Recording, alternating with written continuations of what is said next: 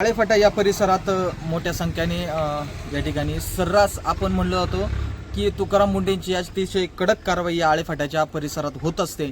परंतु तुकाराम मुंढेंच्या या कारवाईला आळेफाटा जुन्नर तालुका किती सपोर्ट करतोय, कशा पद्धतीने या ठिकाणी विक्रेता आहे, आपण म्हणलं जातो या ठिकाणी गोवा, गुटखा, विमल या अशा विक्री बंद या ठिकाणी ज्याच्यावर बंदी आहे ते विकण्यासाठी या ठिकाणी परमिशन नसताना देखील आळेफाट्याच्या या परिसरात सर्रास या ठिकाणी गुटखा विकताना आपल्याला पाहायला मिळतो।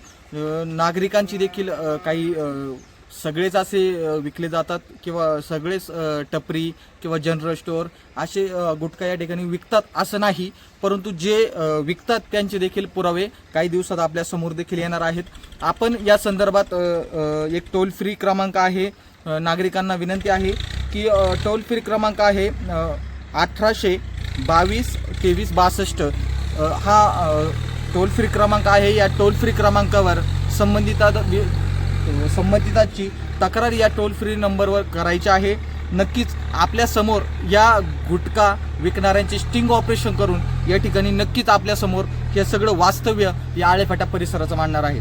आता काही नावं देखील समोर येत आहेत, ते नावं देखील आपण रिटेलरची लवकरच आपल्याकडे जसे पुरावे प्राप्त होणार आहेत त्या पद्धतीने आपण त्यांचे नावं देखील त्या ठिकाणी देणार आहोत। परंतु आळेफाटाच्या या परिसरात एक सूत्रांकडून माहिती मिळाली आहे की आळेफाटाच्या या परिसरात सर्रास या ठिकाणी गुटखा विक्री होते।